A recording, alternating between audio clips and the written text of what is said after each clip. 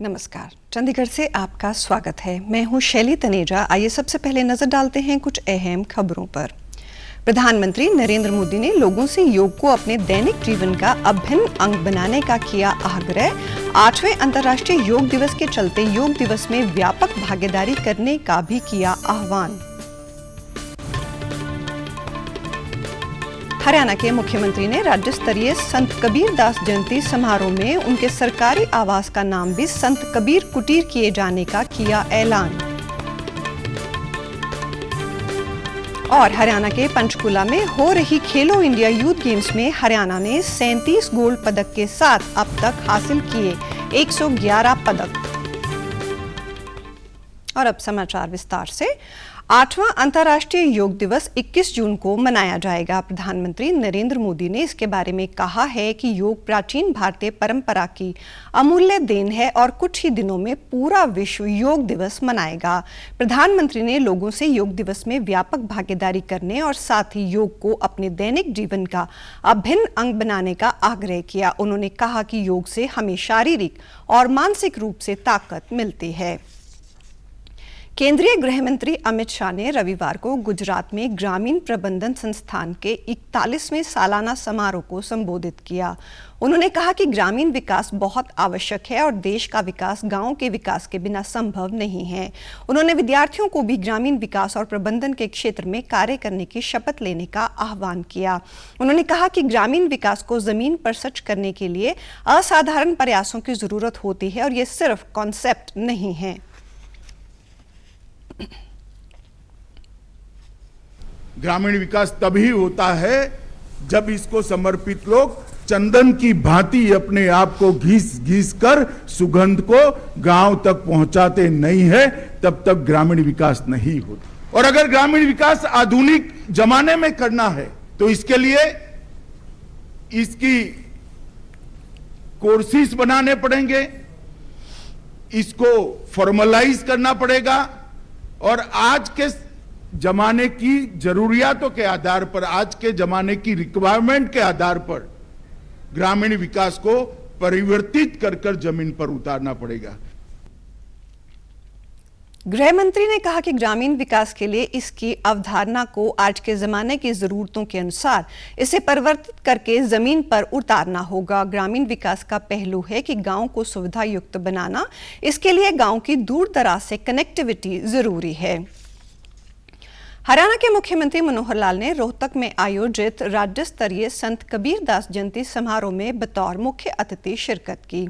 संत कबीर दास जयंती के अवसर पर अपने संबोधन में मुख्यमंत्री ने कहा कि संत कबीर दास जी धार्मिक एकता के प्रबल समर्थक थे। उन्होंने मानव मात्र से प्रेम का संदेश दिया। उन्होंने प्रदेशवासियों से अपील की कि जात पात के भेदभाव को भूलकर मनुष्यता से प्रेम करने का संकल्प लें।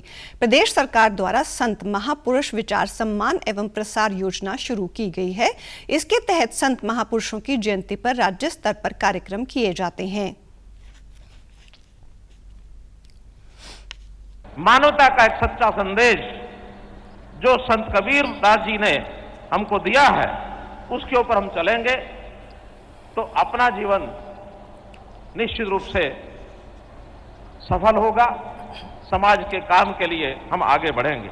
मानव को मानवता की ओर ले जाने के लिए, उस दिशा को आगे बढ़ाने के लिए संत कबीर का एक बहुत बड़ा योगदान ये रहा है। इसके साथ ही मुख्यमंत्री ने कहा कि संत कबीर जी के जन्म स्थान बनारस की जो कोई भी यात्रा करना चाहता हो तो उसके लिए रेलवे का किराया दिया जाएगा। वहीं प्रदेश में किसी एक संस्थान का नाम संत कबीर के नाम से किया जाएगा। चंडीगढ़ में उनके सरकारी आवास का नाम भी संत कबीर कुटीर किया जाएगा। देशव्यापी कोविड टीकाकरण अभियान के तहत अब तक 195 करोड़ 19 लाख से अधिक टीके लगाए गए हैं। केंद्रीय स्वास्थ्य मंत्रालय के मुताबिक कल 11,77,000 से अधिक टीके लगाए गए। देश में कल 4,592 लोग संक्रमण से मुक्त हुए, जबकि 8,084 लोग कोरोना संक्रमित पाए गए। भारत की कोरोना संक्रमण दर इस समय 98.68% है। कल देश में 10 लोगों की इस महामारी से मौत हुई। वहीं चंडीगढ़ में इस समय कोरोना के एक्टिव केसों की संख्या 196 है और रविवार को कोरोना के 46 नए मरीज भी मिले हैं। शहर में कोरोना का पॉजिटिविटी रेट 3.83% है। कोरोना के सबसे ज्यादा 6 मरीज सेक्टर 15 से मिले हैं। वहीं मनीमाजरा से 5 केस आए और कोरोना से ठीक होने वाले 24 मरीज अपने घर वापस चले गए हैं। भाजपा के सांसद रवि किशन ने चंडीगढ़ में सेवा सुशासन गरीब कल्याण कार्यक्रम के तहत की गई एक विशाल रैली और जनसभा को संबोधित किया। इस अवसर पर उन्होंने कहा कि प्रधानमंत्री के नेतृत्व में कई योजनाएं चलाई गई हैं। इनमें कई ऐसी योजनाएं हैं जिनके माध्यम से गरीबों का कल्याण किया गया है। उन्होंने कहा कि चंडीगढ़ मेडिकल हब के रूप में भी विकसित हो रहा है और हाउसिंग बोर्ड के घरों में रहने वाले निवासियों के लिए योजना पर कार्य किया जा रहा है और उन्हें कई प्रकार की सुविधाएं भी दी गई हैं। सबका साथ, सबका विकास, सबका प्रयास, यही यशस्वी प्रधानमंत्री मोदी जी चाहते हैं। तभी आज अखंड भारत एक भारत बना है, एक मजबूत भारत बना है जहां गरीबों का कल्याण हो रहा है। आज 80 करोड़ जनता को अनाज मिल रहा है 2 साल से भारतीय जनता पार्टी के यशस्वी प्रधानमंत्री मोदी जी द्वारा। बहुत कुछ बताना है कि कैसे मेरे प्रधानमंत्री जी ने बदला इस देश का भविष्य और कैसे बदल रहे हैं और कैसे मेरे आने वाले बच्चे जो छोटे छोटे यहां पर खड़े हैं उनका भविष्य कितना सुंदर होगा। उन्होंने चंडीगढ़ को स्मार्ट सिटी की श्रेणी में पहले स्थान पर लाने के संकल्प को दोहराते हुए लोगों को आश्वासन दिया कि सरकार हमेशा सभी वर्गों के लोगों की मदद के लिए तैयार रहेगी।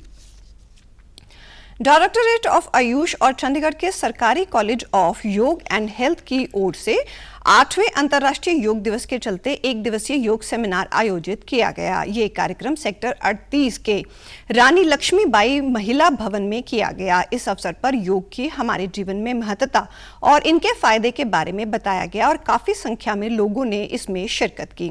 कार्यक्रम में मुख्य अतिथि के रूप में भारतीय प्रशासनिक सेवा अधिकारी नितिका पवार विशेष अतिथि के रूप में उपस्थित रहीं।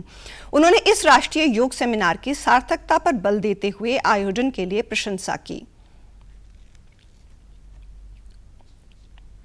इसमें दोनों ही चीज़ों पे बातचीत होगी। एक तो योग के इम्पोर्टेंस और कैसे उसके हेल्थ बेनिफिट्स हम ले सकते हैं उसके बारे में बताया जाएगा, प्लस आयुर्वेदिक नॉलेज जो हमारी है ट्रेडिशनल नॉलेज उसके बारे में भी कुछ सेशंस लिए जाएंगे। Lot of experts have also joined in today, so I hope that all the participants will get a lot of knowledge and a lot of inputs on योग एंड आयुर्वेदा। इस समय अंतर्राष्ट्रीय योग दिवस के प्रबंधन की नोडल अधिकारी ने भी अपने विचार व्यक्त किए। इसके अलावा आयुष विभाग के कर्मचारियों ने भी योग के साथ साथ आयुर्वेद के प्रचार प्रसार हेतु प्रदर्शनी का आयोजन भी किया। साइबर हाइजीन और साइबर क्राइम की रोकथाम आज़ादी का अमृत महोत्सव का जश्न मनाने के लिए चंडीगढ़ सुखना लेक में नुक्कड़ नाटक एवं सांस्कृतिक कार्यक्रम आयोजित किया जाएगा। इस अवसर पर चंडीगढ़ पुलिस के डीजीपी सहित अन्य वरिष्ठ अधिकारी भी उपस्थित रहे। इस कार्यक्रम में पंजाबी हिंदी गीतों के जरिए जहां एक और मनोरंजन किया गया तो वहीं लोगों को नुक्कड़ नाटक के जरिए हाइजीन और साइबर क्राइम की ओर जागरूक भी किया गया।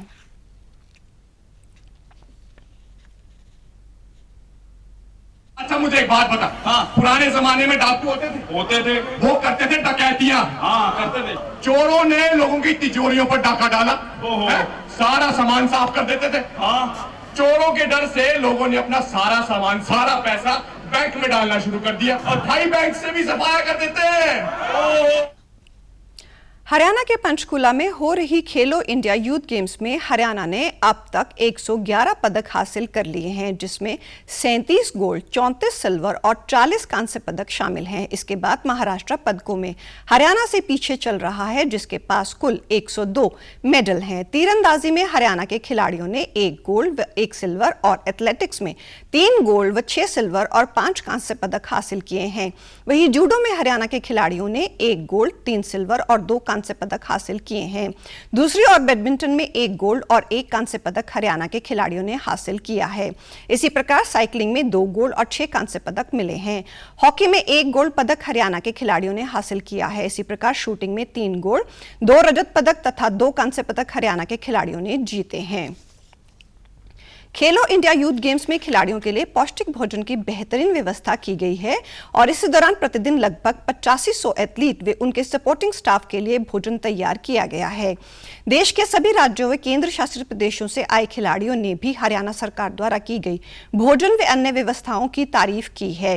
हर राज्य का खिलाड़ी हरियाणा के दर्शकों की तारीफ भी कर रहा है कि हरियाणा के लोग बड़ी संख्या में पहुंचकर उनका खेल देख रहे हैं और उनकी हौसला अफजाई भी कर रहे हैं।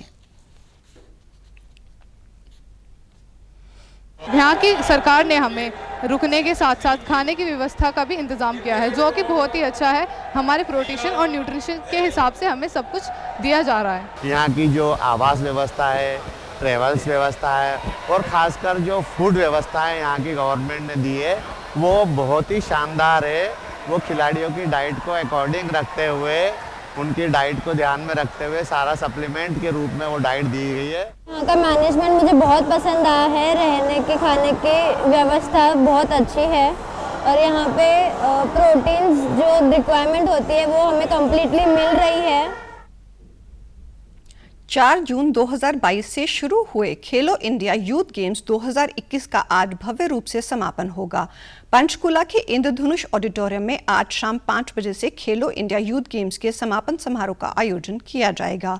समापन समारोह में हरियाणा के राज्यपाल श्री बंडारू दत्तात्रेय मुख्य अतिथि होंगे, जबकि मुख्यमंत्री मनोहर लाल और केंद्रीय युवा मामले एवं खेल मंत्री श्री अनुराग सिंह ठाकुर विशिष्ट अतिथि होंगे। और अब पेश हैं खबरें फटाफट। भयानक गर्मी के प्रकोप के बीच मौसम विभाग ने अगले 2 दिन के दौरान पंजाब, हरियाणा और दिल्ली में लू की स्थिति बने रहने का अनुमान जताया है। मौसम विभाग के अनुसार गुरुवार से पंजाब, हरियाणा और दिल्ली में लू का प्रकोप कुछ कम हो जाएगा। कोरोना वायरस का खतरा भी टला नहीं है, इसलिए सभी से निवेदन है कि बाहर जाने के समय मास्क जरूर पहनें, सामाजिक दूरी बनाए रखें, बार बार अपने हाथ साबुन से धोएं और सैनिटाइजर का इस्तेमाल करें। और आप हमारे समाचार YouTube channel DD news Chandigarh, Facebook DD news Chandigarh, Twitter handle DD news CHT पर भी देख सकते हैं। इसी के साथ चंडीगढ़ से समाचारों का सिलसिला समाप्त होता है। अब मैं स्टूडियो से बाहर जा रही हूं तो मैं अपना मास्क पहन रही हूं। आप भी घर से बाहर जाएं तो मास्क जरूर पहने। नमस्कार।